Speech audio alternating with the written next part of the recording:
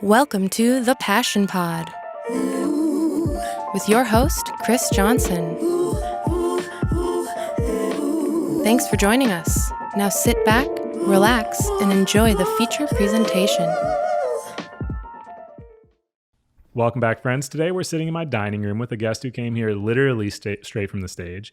Our guest today is an accomplished R&B singer and songwriter whose music will certainly be on your regular rotation in your playlist once you've heard her voice. Welcome to the show, Tracy Samantha George, or better known as Samantha Moon. Yes, thank you so much for having me. Thank you for coming over. I was fully expecting to drive to the Twin Cities, which isn't incredibly far, but it does kind of become an entire day trip to go do that. Yeah, so it's my thanks pleasure. for coming over. Thank what were you you for doing in Eau having Claire? I was performing for the MLK, Martin Luther King event, which was amazing. That was over at the Pablo Center At downtown. the Pablo Center, yes. Who else was performing in it? Can you tell me about the event? I didn't even know that was going on. Yeah, it was dope. It was Irie Soul, and then there was Frank Watkins, I think. And then, I think that was it. And then I had this guitarist named Emily playing with me. She was dope. And then we had a saxophone player. I think Emily, does she play with Nalia? Is that right? Do you know her? Yeah. And Nalia is the reason I know about you. Yeah. Yeah, so she was on my show back in the second season. We've been friends for a long time. Yeah, I didn't even know she knew Nyla because... Yeah. Well, I think she's I just met her the today. guitarist in their band when they play. I think so. I think Nalia told me that. Either way, I could be wrong. But yeah, but I mean, she was dope. She was great.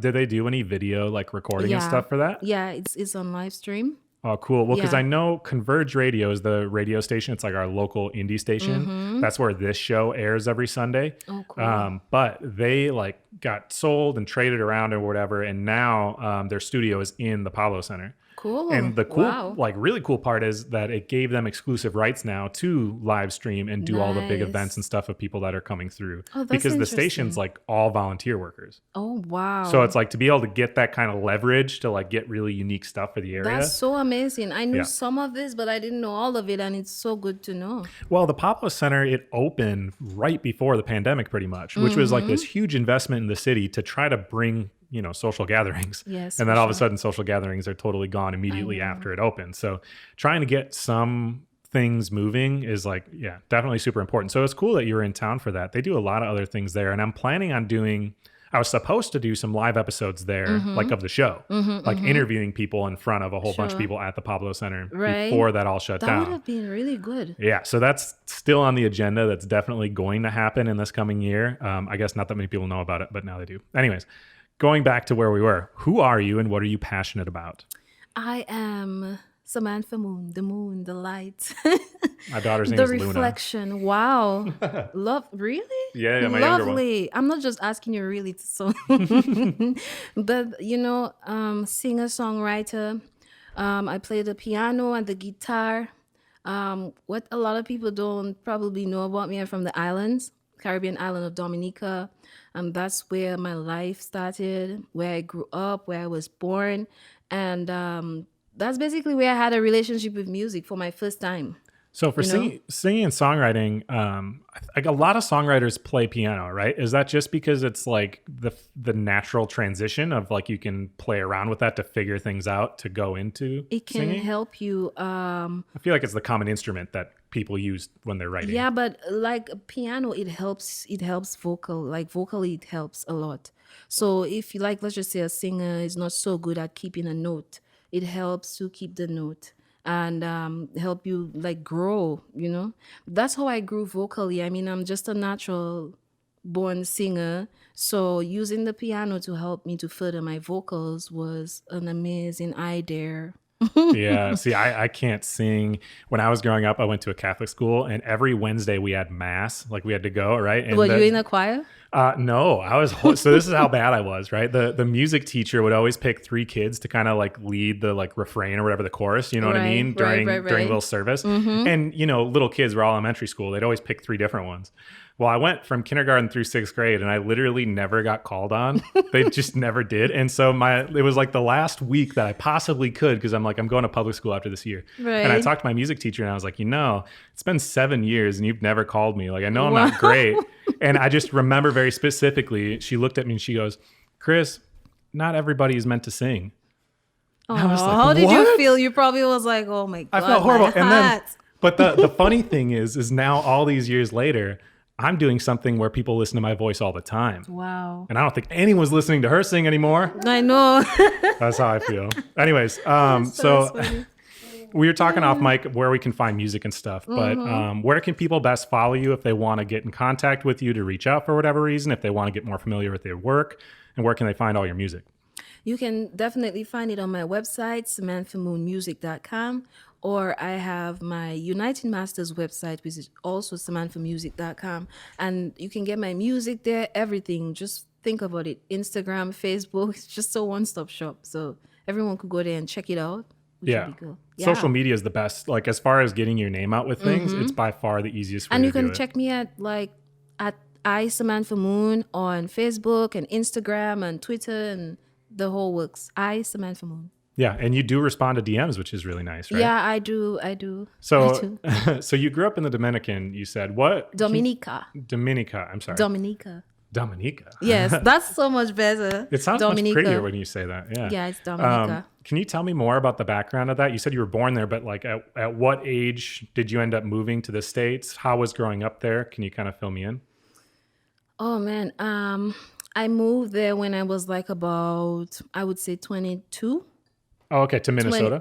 Not to Minnesota. I was just like traveling all over the place, doing music on the cruise ship, doing all of that. So it's like I've seen a lot of states and stuff like that, which is cool, Las Vegas, all these different areas. But it's a long journey to when I moved here. Yeah. Because it's a long story. Sure. But I've always like been moving around through the states and stuff like that. Sure. Well, how was music there? You said you were always playing music. Like, what was your introduction to music like? What kind of music was it? In Dominica? Yeah. Oh, the whole works.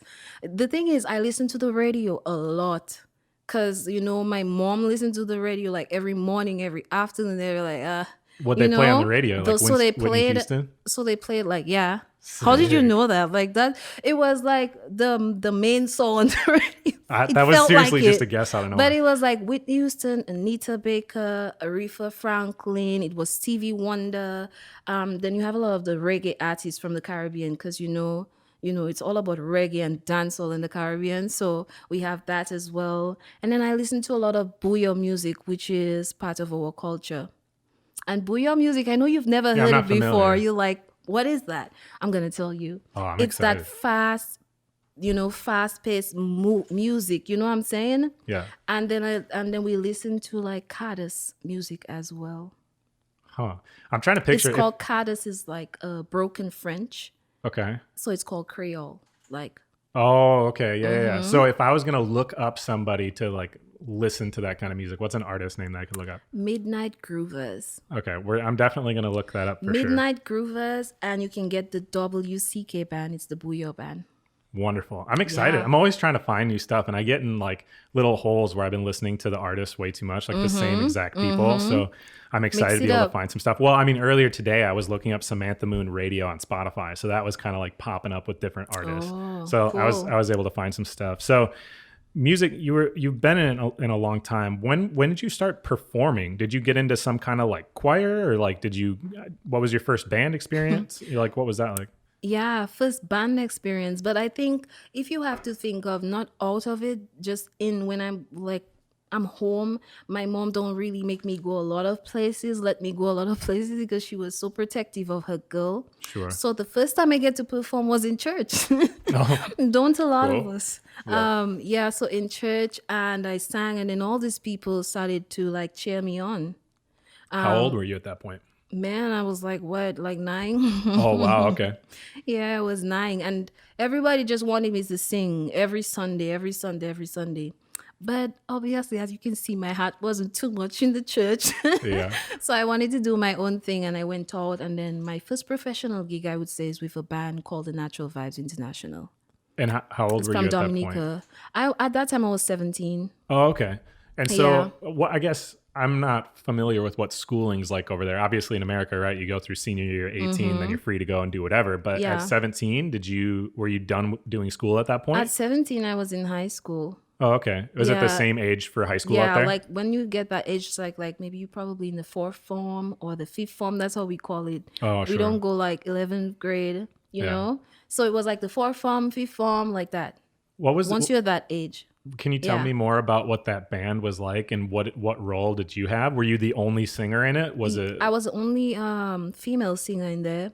There was one male vocalist, and the band played a lot of like mostly reggae, dancehall music. Okay. And then every now and then I would pitch in. I would say, "Hey, I want to do some R&B and soul," because like people wasn't big about that. Yeah. So it's like it's more of the booyah and the shaky and the hard music. So got to do a little bit of R&B and soul, but mostly reggae and dancehall. How long were you in that group? Like for like about 3 years, I would say. Okay. Did you guys travel around quite a bit?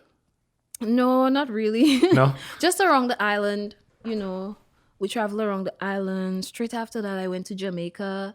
I performed at the Rebel Salute. How did you get asked to do that? Was that so like by yourself? So listen to what happened, right? The most amazing story. That's why we're here. Cheers. So I was performing at this place called the Crazy Coconuts in Dominica. Sounds like my kind of place. I know, right? And so there was this huge artist called Queen Africa. She's also from Jamaica. And she was performing, and then something said to me, just wait. Just wait until the show is over and go talk to Queen Africa. And as soon as the show was over, everyone was leaving and I wasn't seeing her. I was like, where is she? She's not coming. Then all of a sudden, she came. And then I was like, hi, I love your music. She was like, thank you so much. The next time I'm coming back to Dominica, I'm going to call you, blah, blah, blah. And she did. Wow. I was so surprised. She came and she called me. She was like, Queen, what's going on? And she kind of asked me for that brain food, you know? Yeah, sure. So anyway, so that happened. And then she was like, you know what? You should come to Jamaica. I mean, it's almost the next year and you can perform at Rebel Salute. I was like, really? She was like, yeah, come to Jamaica. And I came and then she gave me a place on the stage with her. That was just awesome. Yeah. Yeah. That's incredible. I mean, when you meet the right kind of people. But the thing that like, what's that quote from Michael Jordan? It's the Gretzky. You miss 100% of the shots you don't take, right? Yeah. But, you know, even as you get bigger or whatever, there's a lot of times where people are looking for anyone to gain inspiration from or anyone to work with. And people want to work with their friends. Of course. And just because somebody doesn't have like a following built up or they don't have like a huge audience doesn't mean that they're not going to have a huge audience. Exactly. And someone like that is around so many incredibly talented people that they have that eye and ear for what talent really looks like. So when they see it, if you genuinely believe you have it and you do have it, it doesn't matter if you don't have an audience yet. Facts. You got to keep shooting that because it's going to get there, which you got to think if you're trying to pursue this 100% full time as like your life, you got to think you believe in yourself anyways, right? So you got to be able to tell people that. Yeah. That's one thing I tell people a lot that I think artists, musicians, painters, a lot of people in the creative world, one thing that they fail on frequently is they're too modest. They don't want to tell people that they're any good. Yeah. And I'm like, dude, if you don't tell somebody that your stuff's good, they're not ever going to listen to it. If you're going to just wait until somebody finds out that you're cool, they're not going to ever find out, unfortunately. Definitely. Look at the biggest artists that exist, so right? The biggest people ever. When Rihanna was at her peak, you still see ads with her. Yeah. Like they're still advertising, even when they're like at the top of their game. That's true. Feel the vibe. Then I'll be shining. You were just telling me off mic. This is that's on the radio, not just here now because we just played it, but that's on the radio in the Twin Cities. Yeah, on the Current radio. And I was also one of the top 15 artists on the Current radio in Minnesota for Best Artist of the Year. So. Oh wow, that's really cool. Yeah. Have you ever won any other random awards? Like I've done a lot of competitions and stuff, but it's not cool. random. Well, that one was like really random. Sure. Okay, getting back to when you moved here, at what point you said, I guess fill me in on how did you get a job traveling and singing? Because my friend Solange, she was on last season. She was from Amsterdam, and she's a dancer, and that was kind of how she got in too. She was dancing on cruise ships and stuff before she ended up getting a visa, and now she lives out in LA. Nice. What was your experience with that? How did you get a job doing that? Was that like you got on a cruise ship and you performed every day or whatever, or how did that work? Well, we performed every day for 8 months. So, How'd your voice not just get destroyed? well, I take care of my voice. Like I say, tea. I drink Sure. tea all the time. And also, in our island, we have this special bush that we drink. We say bush, it's herbs. It's Sure. so different, but Sure. so that's how I keep it nice and warm, a lot of spice. Yeah. And take care of my voice. Don't yell too much. Don't talk loud too So you much. can't get angry. I get angry. Everybody gets angry. But the thing is, I try not to make it a big deal. So what is like a typical day? What do you have to do to maintain, like, athletes have to work out 2 hours a day and do various things or whatever in order to stay in tip top performing shape? I gotta blow like this, like I do that all the time. And then I get to warm and say, me, mama, mama, this kind of thing. Sure. And then you just keep your voice nice and calm. And then if if I know I have to wake up in the morning and do a event in the daytime, my voice gonna be raspy because I was resting. So I have to keep moving it vocally, warming it up to get there, because then it sounds like really raspy in the morning. Sure. So I gotta get Some it people though, like Macy Gray, time. right? She's got that raspy voice and it Yes. sounds awesome. But I suppose if you're not intentionally trying to do that, that's not the move. Exactly. Yeah, I gotta be careful with it because I talk, way too much. But a lot of times when I go out to LA or something, I'm trying to cram a bunch of interviews in order to keep the price down as much as possible, which is still expensive. And I think I did 4 interviews in one day once. Wow. Yeah, and my voice was toast. And then the next day I still had 2, 3 more, whatever. And I'm not taking care of I'm drinking beer in the evenings. I'm not drinking tea. Right now I am, which is fantastic. But I don't normally take care of it. And I feel like I need to get on. You're doing all of this radio and talk, you need to get some tea in, not too much beer. Yeah. All right. Okay. And then, warm it up. When you get up in the morning, just do like this. That's the move. It's going to take a while if you really can't do it, because then your lips just go. I can't. It's hard to do. Just keep doing it. Keep doing it. Sure. Then you're going to get so warm. Yeah. And then you're good to go. All right. People are going to start seeing me do that before I perform or talk. I do want to it's on the agenda to start doing some live episodes in front of the public. So as much as I think I'm going to be okay talking in front of crowds of people, hopefully I will be. How's that for you? How do you get over nerves and stuff before you sing? Before you get up in front of a crowd? How's it? As if I don't feel anything. I just know I'm just ready to go, rumble, and just, I'm ready. Yeah. I don't really feel the butterflies like I did before. I think when I just started doing music and performing live on stage, really, I had a lot of butterflies. Every time I sang, I was like, that kind of feeling. And then I would tell my mom or my sisters or whoever, I say, please take the fear away from me. Please take the fear. And it would actually work.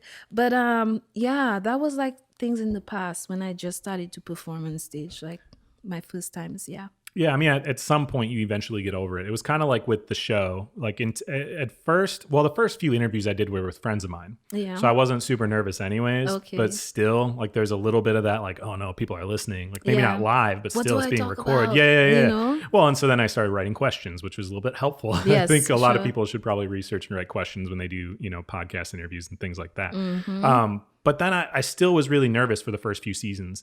And then very specifically, and I've said this on the show a bunch of times, but I interviewed my friend Wayne Hoffman, who wasn't my friend at the time. I didn't know him. But that was the first interview where I didn't know this person at all. He's very successful. And I thought I was going to be really nervous. And I got there and it was no, I can just do this now. And I don't know how many episodes that was, 40 some. It took a while. But now I don't really think about it too much. Yeah.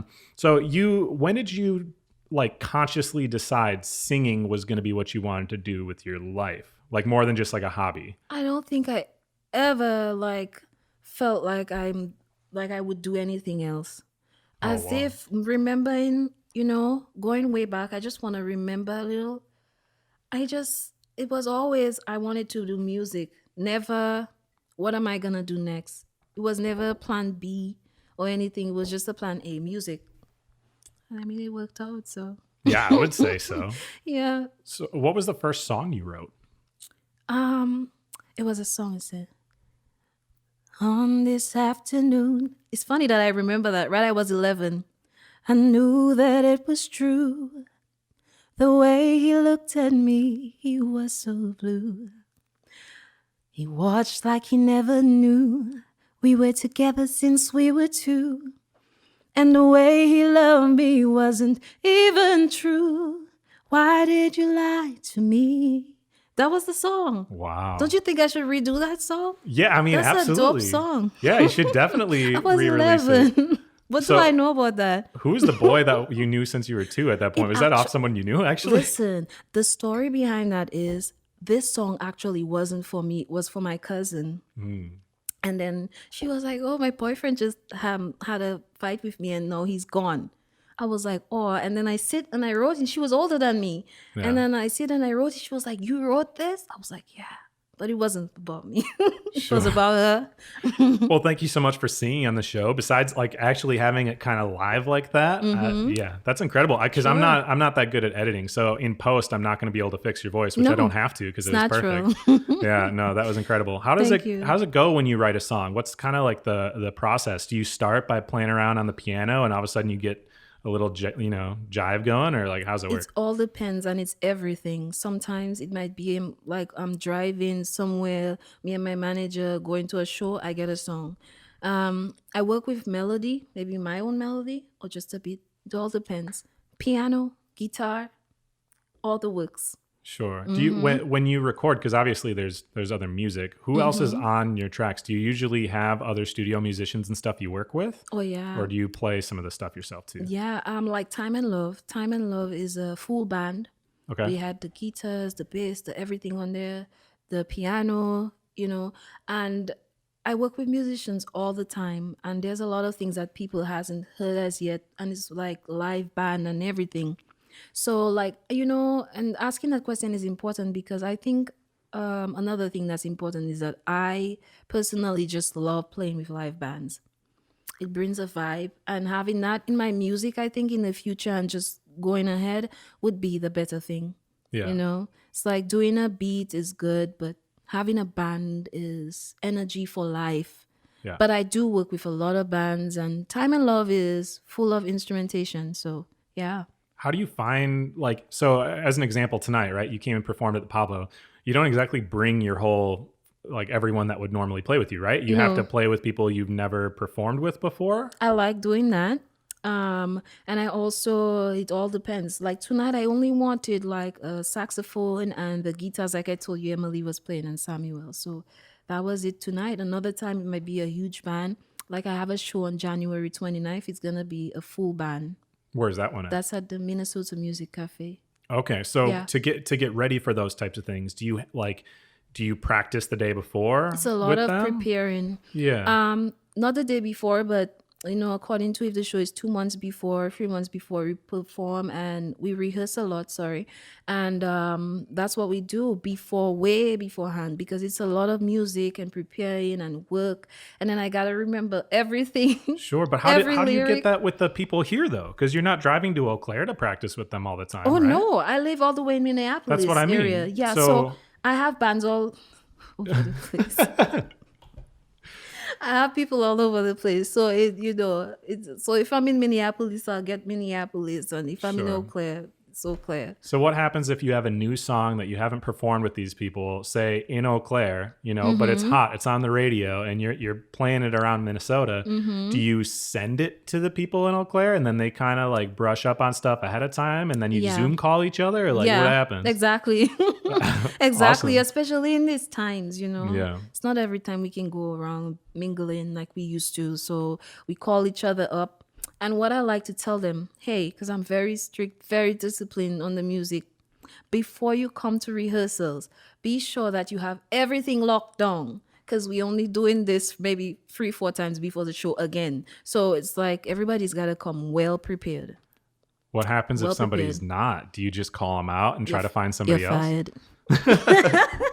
How do you find the right people to work with? Because honestly, I struggle with that a lot. I work with a lot of other people, but I'm kind of in control of all of it, right? I think I go with the energy because we meet a lot of people in life, but what we have to do is throughout the time we have to pick and choose, and sometimes that's not always a bad thing.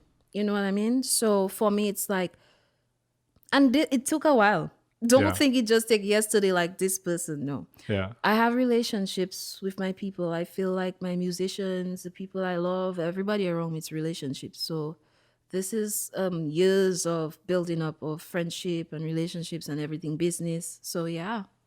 Yeah, I was going to ask about the business thing. I read a different interview with you, and it was like, what's something you would tell yourself, whatever, if you could redo it? And you said you talked about having business sense, right? So you have a manager, right, which is who I talked to, who I thought was you, which is hilarious, So right? sorry. No, it's all good.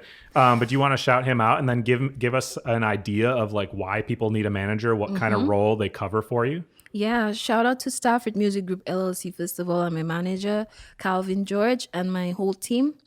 I always say it's important to have a manager because, a lot of people take advantage of the musicians and the artists. I wouldn't say a lot of people, but maybe the people in the business, some of them, they're not very fair. And it's only honest that I say that and not sugarcoat it. It's not always fair. Sometimes it's 360. Sometimes it's a whole heap of things. And me as a woman too, I feel like it was very important because so many men walking around saying they're business people, but instead wants to exploit and do so many things that can damage a woman's reputation. Sure. So for me, it's like it was important. And I think that anybody who wants to go into music, whether you want to be independent or not, just get someone who manages you and have your best interests at heart and, can get you places. Or even if it might be a slow process, but it's better to have someone who can trust than someone you can't trust with a fast process. You understand? Yeah. So that's how I feel about it. What all do they take care of for you? Are they the ones who set up all your shows and events and everything, and you pretty Yes. much just write the music and perform? I just write the music, perform, and do what I have to do. Show up and be my best because I don't want when my manager say she's the best in town. Like I'm not ready. You know what I'm Sure. saying? So for me, it's like I have to be sure everything is well prepared and ready to go. And when they call my name and say she can do it, I come and I do that. You know? Yeah. At what point can you get a manager though, right? Because not everyone can afford one. Because I think about with Right. myself, right? I'm like, I need to sell ad space and I need to get on this thing, I need to get on that thing. And I just don't have time to handle everything, but I also can't really afford to like hire a manager. I don't have any extra money. In fact, I still spend more on the show than I make typically. Yeah, So I feel you. At what point, do you tell someone they should start looking for a manager, and where do they even look? I mean, if you can do it before things get popping, sometimes there are some people who would manage you for free for a little while. Sure. I think artists that's listening right now, I don't think they should get too much into the contract signing yet until they know what they're doing. Sure. Because you can get really caught up in that life where it's no point of return. Some. So I would say at the point you get a manager, like especially if you don't have like everything you need to, like maybe pay the manager or help or do this, do that. You just do it when things start to pop. Like let's just say you get shows, you got recordings going on, you have music out there. Start thinking of that right away as soon as that takes place. Because people want to call you and say, hey, can you do a show? They'll be like, okay, I only got $50. Sometimes that's good if it's a nonprofit or if it's something or for something good. Yeah. Like if somebody calls me for a cancer association event or something like that, I would go for free. Sure. And my sister also passed away from cancer, so I would do that for free. But you don't want to be doing shows like the artists all over the place and you're not getting paid properly. It's not going well. This person told you at 5:00, but then you at 10, Yeah. You don't want all of these things. So it's best to do that as soon as you get things popping. Well, and realistically, if you're going to be a professional, you have to also, that means you're not making money from something on the side. That's why I try to explain to Exactly. people with like the show. They want to see it on YouTube and they want to see it on here and they want to see it Right. here, whatever. And it's like, okay, I've gotten the show where I definitely believe it's on a professional level at this point. But then, like, I gotta get paid sometimes. You know what I mean? And people Yeah, reach we out all the do. time. They want to be on the show, which is great. Like, I want to feature as many people as possible. But you got to think then too, right? Like, you're sitting in here. We got all this set up. I got all this money into equipment. I got to put my time into researching the guest ahead of You time. have and get to make prepared. this back. Right. And I do all this work. And then, so where's the money come from? Yeah, Right. It's got to yeah. come from somewhere. It And has I'm the to. person who's always uncomfortable trying to ask for money from anybody because That's why a manager is important, Right. right? Well, people always go, well, it's a passion project. And I'm like, great pun, man. But like, come on. Come You know what I on, mean? you Like, I know? got kids and stuff. Yeah. And also things has to be moving. You can't say, hey, I'm a musician. I've been doing this all my life. And you're still in the same position. What happens? There's levels to these things. It's a process. So you can't be in the same position all the time. Sometimes I can't say, But Sure. I was gonna be a little explicit, but Sure. sometimes you have to tell yourself, listen, I am not afraid to be that rough guy who says, or sometimes just straightforward who says, hey, I need this for my artist. You know what I'm saying? So I had to back off because every time I'd be like, because I'm so modest. But the thing is, you have to just back off and say, let the manager handle it. And you can't be so sorry about everything. You know what I mean? Well, And people will guilt you. Yeah, that's what that's I've run the thing. into. And I'm like, man, I'm You not can't being a feel bad guilty. guy. I can't do everything for free literally all the time because I don't have that much free time. I'm not doing this as a side hobby where I do it once a week. It's like, this is a big part of what I do. You know, it's the same way with musicians, right? When you first start, maybe you're playing gigs or whatever once, whatever, a couple weekends a month, and it's more just for fun. Exactly. But at some point when you're trying to do it and pay your bills with it, it's like, okay, I would do this for free if I had other income, but this is where my money is coming from. Because the thing is, I love music and this is my passion, right? Passion? Yeah. This is my passion. But the thing is, at the end of the day, I had to remove my head in just being, wow, this is my hobby, and I had to think business because it became that without me, you know, well, with me, but without me. Yeah. And then things started to move. So I was like, what am I going to do? Am I just going to feel guilty for everything somebody says? I can't do this. What's the next level? When is it going to change? Yeah. You know? Yeah, at some point you got to get there. Well, I think it's about time for our second song break. So I want to hear. I quick want to know what are some. Maybe pick four different musicians, groups, or artists, whatever. Two that influence your music that have like helped you with your music, and then two others that you like that don't necessarily have anything to do that might surprise people that you're a fan of. Okay. One artist who inspired me, I don't even know if you know him, but anyway, I'm gonna say it. His name is Akabeka. Yeah, I'm not familiar, but I'm going to look it up. It's amazing. Yeah. Akabeka, he also played with the Midnight Band. He's from Antigua, but lived in St. Croix mostly all his life. And the second one is, and actually that's the one that influenced me. Yeah. And the second one is actually Whitney Houston. I know a lot of people say that, but the thing is with me, my first song I sang when I was 3 years old was Whitney Houston. So, and I surprised my whole family. So I would have loved her from day one, I guess. So Whitney Houston. And then the two people that didn't have anything to do with my, my creativity as a musician, I would think it would have to be, but I still love them, is I love Shaka Khan and I love Anita Baker. You asked for four, but I want to put one more. Yeah, absolutely. And I love Regina Bell. And I've been waiting day after day after day to get back on the microphone because it's been a little bit. I do my seasons a lot of times. Like I said, I'll do like all 10 episodes in a week. And now I got episodes come out for 2.5 months. Wow. So I'm just like hanging out. So this is kind of like just getting back into it. And this is going to be the first season since pretty much the beginning where it's intentionally going to be just Midwest people. Right. Because I've primarily been going out to LA, which isn't because I actually like LA. But it's just, you can get a lot of different people from different backgrounds all in the same spot and be very productive for a week. Doing it around here, there's a lot more of setting up interviews. I got to drive to the cities for this, that, or whatever. But getting back behind the mic and starting to like create again feels really good. Because there's so much work that goes on outside of this. This is like the easy part. Yeah, I know, you know what I mean? Tell it's me all the about back it. end stuff. Tell It's me me about sitting it. and putting the descriptions of the videos on YouTube and things like that, For where sure. I'm like, this takes longer than doing the interview itself. The editing, right? Yeah, and I don't even actually do. So I haven't done the editing in a while. That's Sergio Segalo, who's Nalia's brother. Yeah, He performs. I met Sergio. Yeah, he does. He edits the show. Oh, nice. Yeah, he's been doing it since like the third That's season. Such a small world. Yeah, After all. Yeah. So anyways, so getting back to music, at what point did you decide to go solo? This was only a few years ago or something, right? Actually, I was almost a solo artist all the time. Oh, okay. Yeah, just the band was a plus for me. I could, perform a lot around Dominica and get fans. Yeah, that's how I built my fan base, leading to a competition called the Q95 Search Competition. It's a sing competition, and then I won that. Like mostly the whole island voted for me. That's like an American Idol kind of idea. Yeah. Okay, and where do they get contestants all from? Can you give me a better idea of what that is? All from the island. Okay. And then we would go to the Arawak House of Culture. It's a huge building that we use for a lot of the shows, theater and whatnot. Sure. That's where we performed. And then we would have to do that. Like we did the competition for a whole year. Yeah. So I would sing and then they would cut and then they would sing and cut. And then we had all this bunch of people who were singing and they were cutting. And then, yeah. How long ago was that?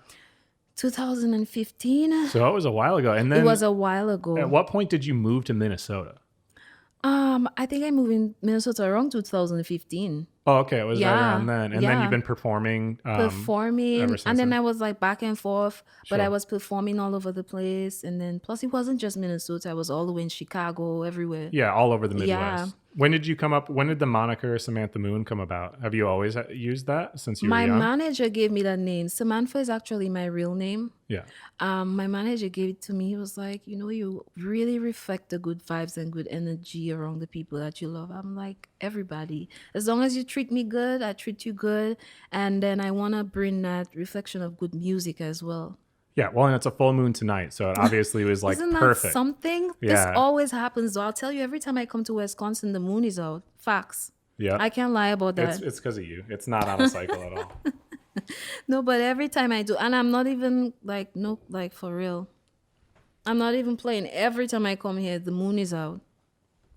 Well, I'm glad. Can you tell me? It's perfect. This is absolutely perfect. So what is your what's music been like for you lately? Like I mean, obviously the pandemic interrupted a lot of performances and stuff, but are you typically kind of touring all over the place? Do you pretty much stick around the Midwest these days? If people all of a sudden were huge fans and they wanted to like go see you perform, what's it been Midwest, Minneapolis, and I'm doing like mostly in Minneapolis right now because I'm not really moving because of this pandemic, obviously. Yeah. So Midwest, yeah. Sure. Has it really but affected? I perform a lot though. Sure. Have you, instead of performing, have you gone more into creating music? Are you performing just as much? Both. And I have to juggle it. I perform a lot and then I have to create music. And then I never stop making music. I actually have my own studio. Oh, cool. Yeah. So it's like, it's easy to just get in and be like, put down an idea. Yeah. So it's not really hard. Like I got to go here and here. And if I choose, I can just send in my vocals to someone who mixes for me or engineers. And if I like, I can also go to other studios, which is open to me. Sure. So you're working on a new project, right? Because you've been dropping singles every couple months, it feels like, for the last little while. But what are you working on right now? Right now, I'm working on my new songs that I have for this year, for Fresh for the Year. So it's going to be like a lot of music coming out. To say what in particular I have working in is like, it would be like a needle in a haystack. Sure. I got a lot of stuff going on. Definitely a lot of performances coming this year and a lot of music coming as well. Are you playing again around Eau Claire? Do you have any other times coming out this way? Yeah, but I won't be able to really talk about dates right now, but I do have a lot coming up. So are you going to perform with Nalia? I feel like you guys have to. I told her we have to. Like, the thing is, I know she's busy, and then I'm busy, and then I know, right? Yeah. And then we're all the way far apart, so we just need to work it out and see how it goes. Because I'm open to it. Her voice is amazing. Yeah, absolutely. And the problem is there's just not an R&B scene here. I know. There's like, we always joke whenever we talk to each other, like, who are you supposed to perform with? Like, there's nobody else that like fits the same kind of vibe to even put together a show. It's like, yeah. So obviously that would make a lot of sense. Yeah. You said you want to bring a lot of positivity through your music, but businesses tend to have like mission statements, right? Yeah. So like for my show, I call it an inspirational storytelling experience. If you had to give a mission statement for your music, as in like, what do you want to accomplish with your music? What would you say? I think it will be worldwide growth for listening, concerning listening and people. I want to share. I feel like when I have a song, like right now I have so much songs in the studio, it's not funny. Actually, it's funny. And, like I just feel like I want to accomplish that worldwide listening, just people enjoying it. Why should I keep music to myself? It's not for me. It's not just for me. It's for others. So I feel like I need to share. And that's something that I would want to. That's my mission. Yeah, well, thankfully with the internet, that becomes actually possible, right? You said you must still have a pretty big fan base back where you're from. Yeah, Do you get, home. do you have a lot of fans outside of like well, I suppose you pretty much usually would just get fans from places you've been, right? Or do you have fans kind of all No, over the place? all over Brazil, Portugal. There's like so many, places. LA, How do Las people discover Vegas. you? How do they find your I music? don't know. I don't know. I just feel like when one person shares and then another and then Yeah, another, and then sometimes I guess the Spotify algorithm does it for you a little bit as well, and maybe sure. YouTube and but it's so hard for other people to get there, other artists. And I know it's tough, but I think it's years of just being in the business and knowing people. People Yeah, share. They might not respond to everything you do on social media, but they definitely listen to the music. I yeah. know that for a fact. Yeah, well, and sometimes, I mean, if you can just be ahead of the game. I mean, TYB, I don't know if you're familiar with him, but he's like a pop artist from this area who's been doing really well. One of his songs just hit 1 million For on real? Spotify. No, for real. Wow. And I think part of it was he Congratulations got, to him. yeah, right. He was on the second season. Is he got on that thing? I think it was Loom. But anyways, Loom. yeah, yeah, I'm yeah, on yeah. Loom. Yeah, but he reached out to them right when it was starting to come out. That's a good So thing. he got one of his songs on all their playlists basically Wow. when it started happening. Wow. So like if you can get in on little maneuvers like that, Yeah. like sometimes that can be really helpful too. And then obviously like popping on things like this show, hopefully there's a few more Right. people that, see Right. what's going on. I've been trying to reach out to other places. I just had a news article in the Stoutonia, which is Wow. like the University of Wisconsin Stouts paper. And then I had an article on I had like 5 articles between different news things around here recently. And I'm like, I already kind of do like media things myself, but I'm like, this is different audiences. Yeah. Like the Chippewa Herald, that was the front page of that. And I'm Wow. like, people in Chippewa probably don't know who I am, but maybe they will now. They will. I'm hoping at least some of them. And I think over the year it gathers up like that. Yeah. After you're on this blog and then that blog and then Yeah, well, they say it's like you got to hear something 7 times before it sticks. Right. So it's something like that where you just got to keep going on with that momentum. Okay, so consistency for sure. oh, absolutely. I mean, people forget about you quick if you don't constantly put things Yeah. out. I was interviewing Cashanova, if you're familiar with him. He's out of Minneapolis. He did a song with Atmosphere. He plays at Soundset every year and stuff. Nice. But he had hit it when I interviewed him. His album, what was it called? Cash. I can't remember what the name of the album is now. High Speed Cash. That album was going to be dropping. And instead of just releasing the album, he released a single with a music video every month for like a year. Wow, that's interesting. He was working, but Yeah. that was the mentality behind it. He's like, I'll put out the album eventually for sure. He's like, but by having things come out consistently every month for the entire year, it's just like keeping you at the front. You know what I mean? Definitely. So I had to learn that the hard way too, especially with social media. If you're not posting and stuff, after a hard to while, keep up people with. forget about you. It's like you gotta keep posting. Yeah, it's hard to keep up with all that stuff, and social media can be a cesspool really quick, especially depending on the platform. Thankfully, I think Instagram is what I use primarily. It's not so much comments of this, that, or whatever. I found with Facebook anyways, I'm like, I can't do it. I left off that forever ago. I mean, I listed something on Facebook Marketplace the other day, and it was just a cesspool of comments of like, why do you care? Because I I'm know. selling something you don't even want. So, Exactly. but anyways, if you can use it the right way, and you always remember that, hey, this is an important tool. Right. I explain my Instagram to people as like a billboard that you drive past, right? It's true. The more followers you have, the more billboards people are going to see with your name on it. If you're not utilizing that billboard, you're kind of just blowing it. Exactly. You gotta put the right amount of time into it. Anyways, I always ask the same 2 questions near the end of every show because I think they're like, I don't know, they're my favorite questions anyway. So I want to ask you them. Sure. We all get to have really cool experiences, and you all get to have like really cool stories when you're pursuing things that you're passionate about because you have way more like feeling attached to it, right? You're not excited about like a small raise. You're excited about this crazy experience that you have, right? That's why I call the show an inspirational storytelling experience. I'm hoping that these types of stories are what inspires other people to be like, okay, well, I should probably start singing more. I should start drawing more. I should start doing whatever. Yeah. So can you share a story of a unique experience, something that you're really grateful for, but it only happened because you chose to pursue your passion for music? Man, choosing one is almost impossible for me, but I just feel like From the moment I started my career and all these people that I've met, I feel like that was the greatest thing. Just meeting all these beautiful people who really, really had my best interest at heart, which is so rare, you know? I think that's the most amazing thing. I mean, besides meeting like amazing musicians and artists around the world and well-known people, I think that's my greatest thing because I think everybody in my heart has a place differently, but the same. I don't know if you understand that. Yeah. Yeah. This thought just kind of like clicked with me right now. When you talk about people that are like fans, right? I feel like immediately I start to think of like people's egos and stuff like, yeah, I want to have a bunch of people pay attention to me. But really it's like the feeling that you're creating something that somebody that you don't even really talk to, it brings them so much value. That's what's so fulfilling. Because I have people that like I've never met that interact with me on social media and will reach out and be like, the episode was awesome. And I'm like, I really don't know. Part of it is because like their Instagram profile, I can't tell who you are. But really, it's like people I've never met and you listen to me for an hour. Well, primarily the guest, I assume. But still, you listen to my voice way too much and you find value in it. That's like really fulfilling for me. Definitely. You know what I mean? So I think like that holds a pretty strong value. But then isn't that what life is about? You know what I mean? Yeah. Do we ever even think that our journeys is sometimes not what we think it is?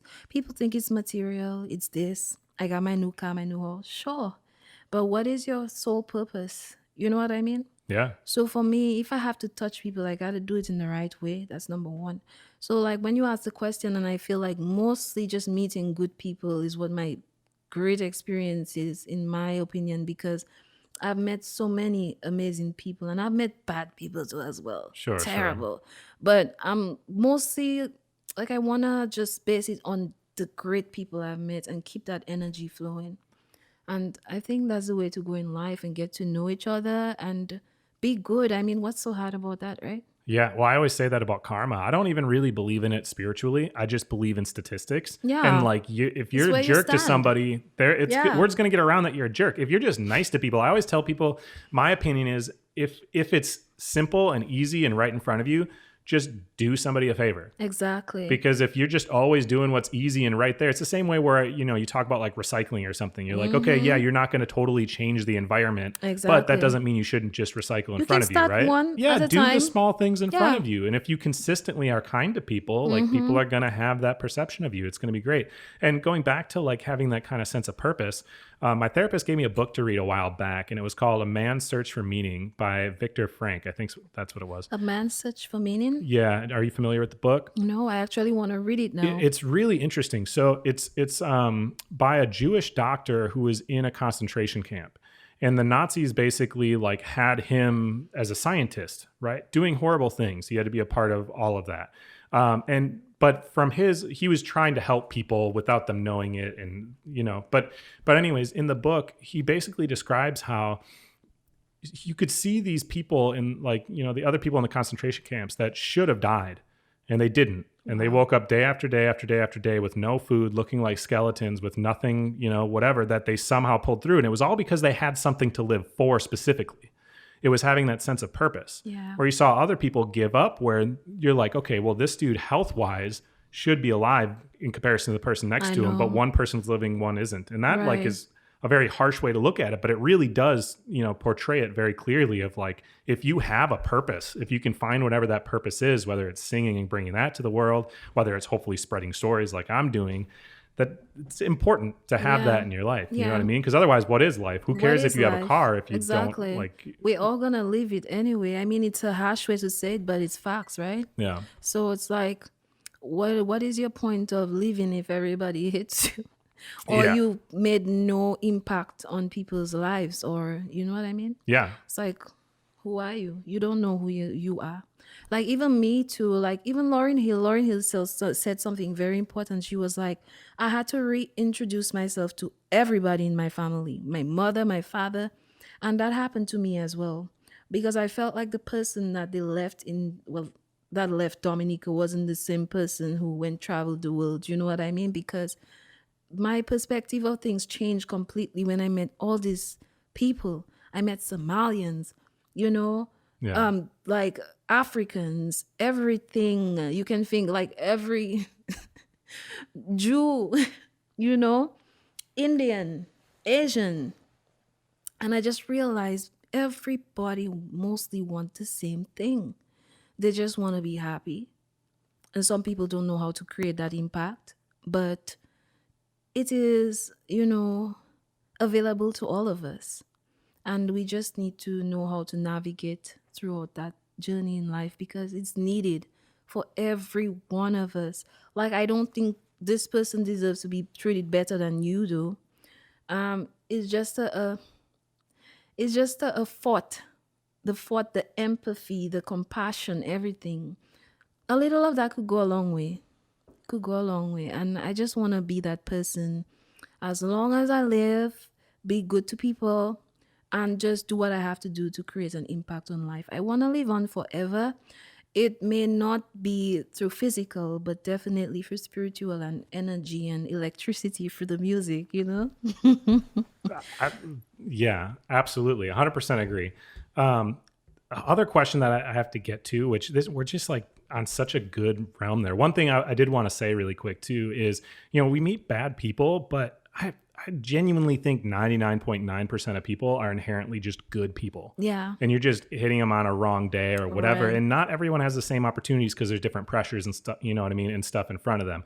I had a much easier path in order to do something that I just wanted to do than a lot of people because I didn't have as many challenges in my way. Right. For one, I'm just a white male in Wisconsin. So that is a little bit easier in itself. But I came from kind of middle class. Thank you for saying that. It takes a very strong person to even say that. I mean, but here's like a very obvious example to me is I own a skateboard shop downtown, right? And parents drop their kids off there all the time because I'm like that cool older brother that they can trust because I have kids and, I'm responsible and all that. Right. It's a male dominated sport significantly. If I was a female and I opened my shop when I did, it would be hard to gather the same kind of respect because people just assume that you don't know what you're doing. Right. You know what I mean? And that itself should be black and white in front of you that like, okay, not everyone has the exact same opportunity. Exactly. Right. It's so, true. But because of that, it's like, you can't, if somebody's not doing something they really care about, or they haven't found their purpose yet or whatever, but you have, people come from different scenarios. I'll tell you something too, as you said that you can push people.